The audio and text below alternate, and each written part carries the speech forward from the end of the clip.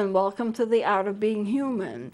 We are still working on defense mechanisms, and we have about 4 of them done, and there are about 10 of them, so we have a ways to go. But they're very interesting, and it might be interesting for you to sit there as you're watching the show and see if you can plug yourself into what defense mechanism that you use the most, because usually we use one predominantly, and then we use others as well, but not as predominantly as 1 or 2 of them that we use.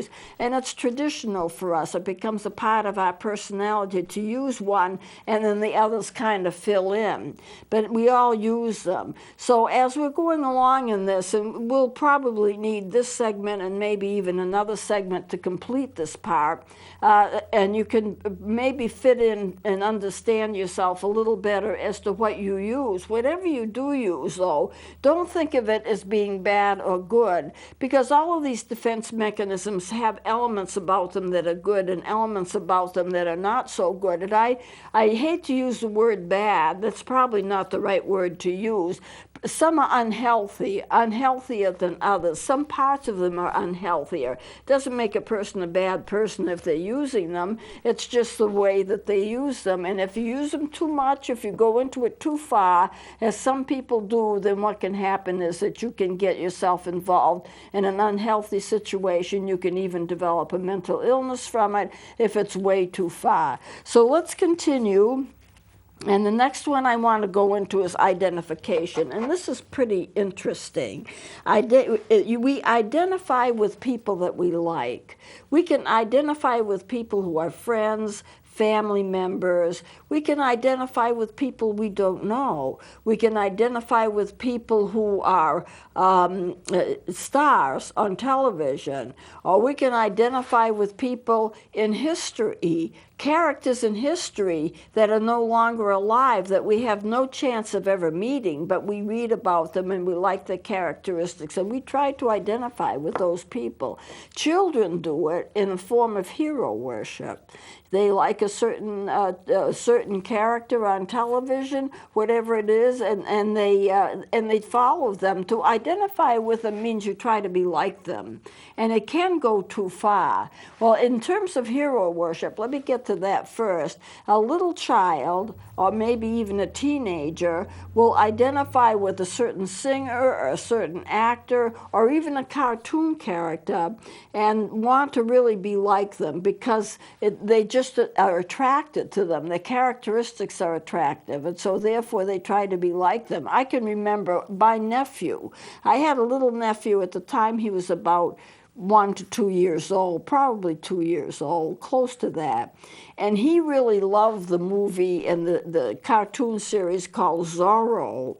Now, I can remember him watching Zorro, and every time we picked him up, he'd raise his little arm and he'd say, Zorro. He couldn't talk much. He was too young to talk much, but he knew Zorro, and he watched that series, and he loved it, and every time we pick it up, Zorro, Zorro. And we decided that he was trying to be Zorro. He was trying to be like Zorro. That would be early childhood hero worship, and it happens with other characters, too, and children of different ages that attach themselves emotionally to these characters who they will never meet, or to people that they will never meet. But they can also try to identify with a teacher or a friend, or they can try to identify themselves with a professional person, their doctor, whatever it is, and they try to be like them. Now, I think part of it is the fact of, and we've already talked about attention getting, but I think that people like certain people, and when they like certain people, they want to be like them. Now, this is going to seem maybe a little contorted, but if you stop to think of it, if you have a person that you really, really like and you'd like to be like them, then if you like them, a lot of other people like them, it may be that you feel if you are like them, you will get the attention that they are getting. You will get the love that they are getting. So if I like a certain person, I become like a certain person because I want my characteristics to be the same, then people who like them will also like me. And although this is kind of like, it may sound a little bit twisted, I'm sure that that goes on in a lot of the identification. So you can identify with friends, for relatives, family members, somebody that you don't know, your favorite artist, a historical figure, and identification knows no bounds. Now, when you identify it and you go into it like in a very extreme way, you will try to be like them in every way possible. In other words, you will try to look like them. That means dressing the way that they dress, changing your hair color to the hair color of the person you're identified with, similar dress, similar clothing, similar political outlooks. You try to be so close to them in every way that you try to adopt the same religious philosophy that they have as your own, political philosophy. You try to have the same political philosophy as you believe that they have, and you have the same religion, the same style of talking. If they have an accent, you try to adopt an accent like theirs or a little bit like theirs, and the same style that they talk in, the same type of talk that they use. In other words, their personality characteristics. What are your personality characteristics?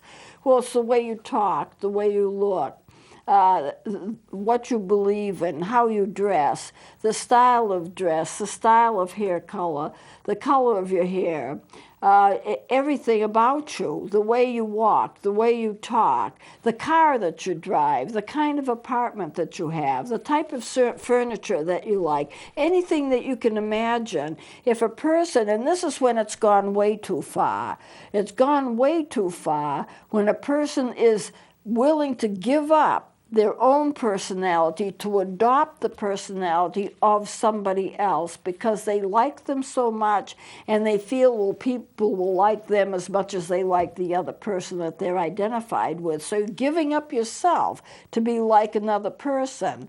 And the part of it that's unique is the fact that it can't work. We all have different structures. We all have different personalities. It's inborn within us. We all have genetics. None of our genetics are the same. Just like no two snowflakes are alike, no two personalities are alike either. And to try to be like somebody else and drop off your own characteristics because you think this other person has a better life than you or has more popularity than you, you're giving up yourself. And that's not a good thing to do. Every person is unique. God has made every person unique. You need to find out what you are about, what your natural instincts are, what your natural likes and dislikes are, what your natural beliefs are, and the reason that you believe the way you do, and the reason that you feel the way you do, and get to know yourself. And then when you develop yourself, you can come into full fruition as who you are supposed to be by nature. You are not supposed to be like somebody else. I remember when I was a child, I had a teacher that was very, very tall. She was about 6 feet tall. That's tall for a female. And I was young and I was small.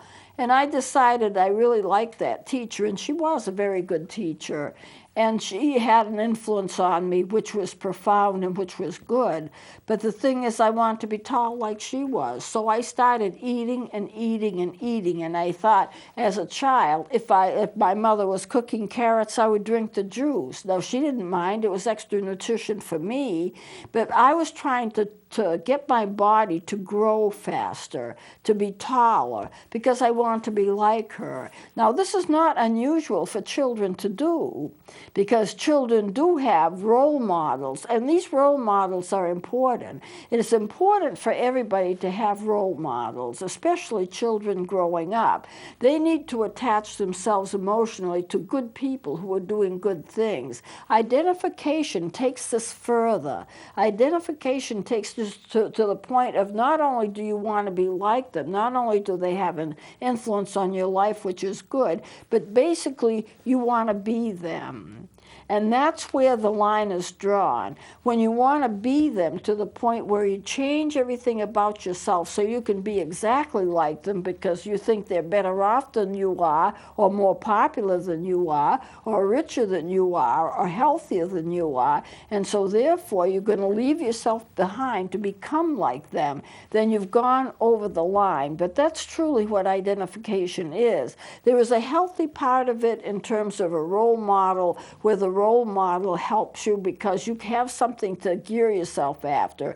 If a person is a skier and they're going to be a championship skier and you love to ski, well, a role model may help you. It may help you to know how that person developed themselves to be able to ski that well. What kind of exercise program did they use? What kind of training did they have? Can you get some kind of training like them? There's nothing wrong with that. That's going to be the healthy part of it. But to give up who you are to become somebody else, or too much like somebody else, that's the unhealthy part of it, because you need to be you. You weren't created to be anybody else but you. So you cannot try to become a clone of a person that you like, because that's not good. That's where it is unhealthy, is that you have to give up some of yourself or all of yourself to become a person that you're not. And that's never a healthy thing. Okay, going on to the next one, which is projection. Projection is seeing your faults in other people.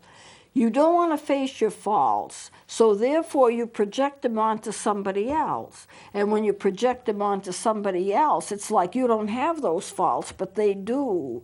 So if you just can't stand a person because of their selfishness, it may be that they are selfish. I'm not saying that that wouldn't be true, but it may also be that you are selfish, and you don't want to face your own selfishness. Because if you face your own selfishness, that's hard to bear. You should change it, but you don't want to change it. You want to stay as you are. So it's everybody else that's selfish and not you. I've talked to people who have said that all of their friends are selfish. Every one of them. All of their friends are selfish. Or all of their friends have bad tempers. Or all of their friends have certain characteristics that they really have themselves, but they don't want to admit to. Where it goes over the line is if they don't even see it in themselves. It's like they're blind to their own selves, but they see all of their characteristics in somebody else, or in any group of people, maybe many people. They see their characteristics as a part of other people, not as a part of themselves. Now, that's not healthy. In order to be healthy, you need to know what your own characteristics are, and you can work on them, and you can be better from it.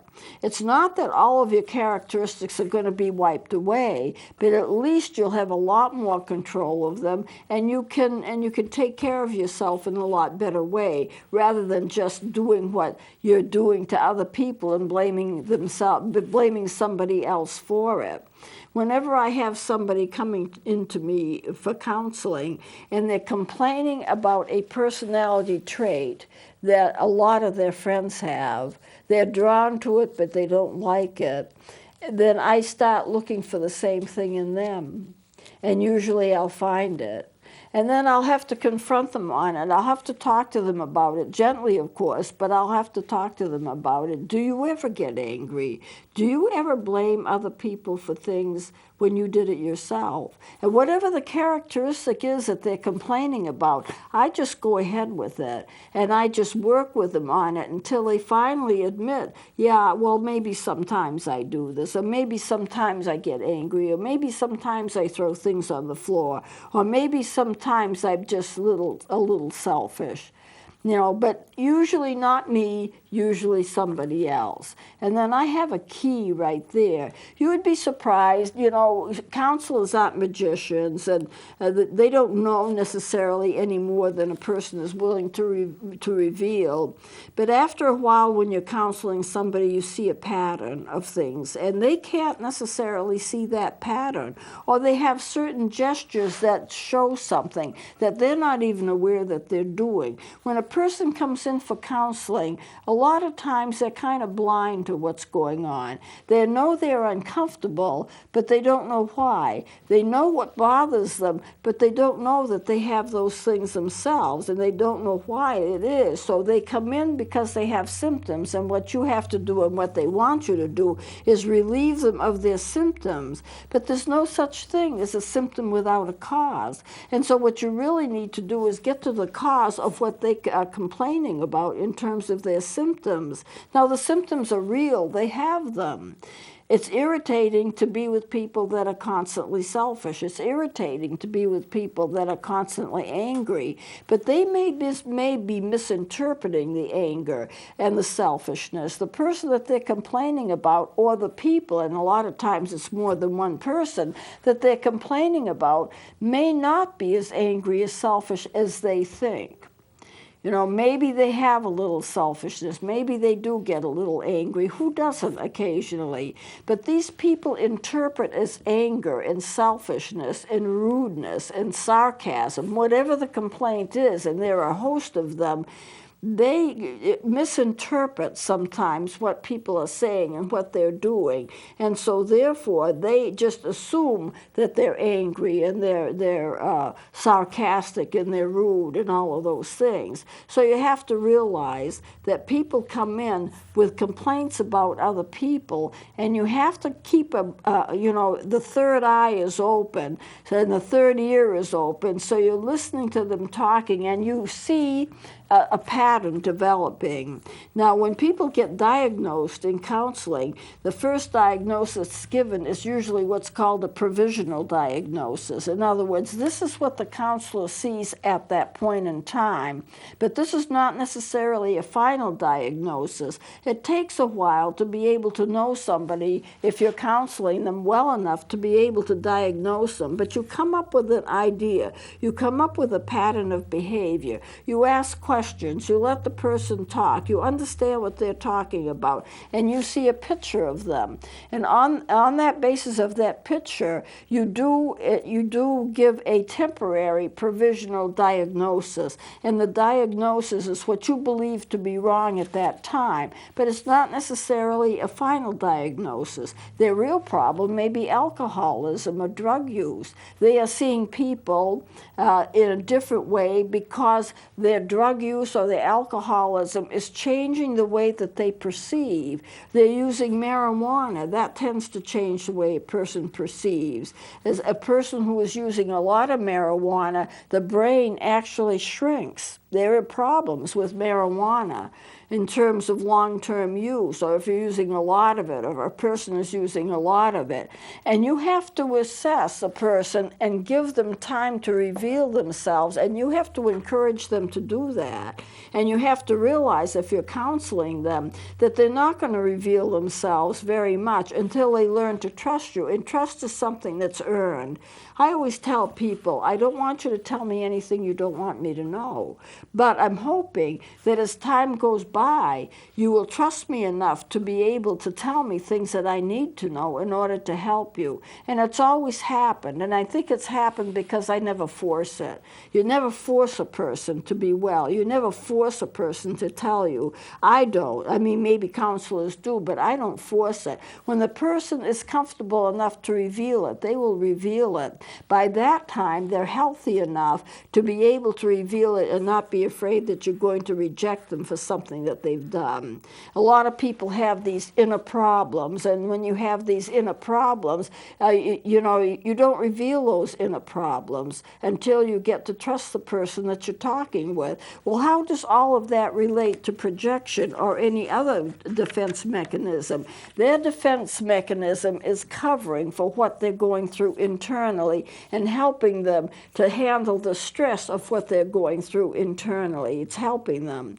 And you can't just break that down, because if you break that down, it's like you're taking all their defenses away from them, and they have nothing to help them to face the world. So counseling has to be a gradual process, and you get into it and you gradually unpeel things like an onion. You just unpeel more and more and more until the person actually reveals to you what the core of their problem is. And there will always be a core. There's always something there. And at some point you'll find it. You may not find it right away as a counselor, but you will find it.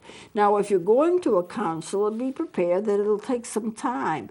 But if a counselor is kind and non-judgmental, you will feel comfortable in telling them what's wrong with you, what's really wrong with you. And that may change the way that you face life. Because once you get yourself straightened around and you're healed, you can face life differently, and you won't be so dependent upon the defense mechanisms that you use. I mean, everyone uses them. Everyone has to use them. It's our traditional way of handling stress. It's our traditional way of handling life. And we all have to use that, because we do have to have kind of a buffer, because we couldn't handle everything without a buffer. We don't choose the buffer that we use. Our bodies kind of do it for us, but nonetheless, we do have to use a kind of buffer. But we'll be less dependent on that when we feel comfortable enough to be able to face what's going on in our lives. And when we do that, when we can get to that point of facing down what's bothering us, then our defense mechanisms, although still there, may be less intense. Well, I'm going to close it here, because we're running out of time.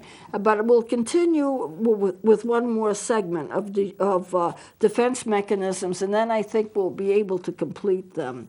So we'll close it here, and please join me next time.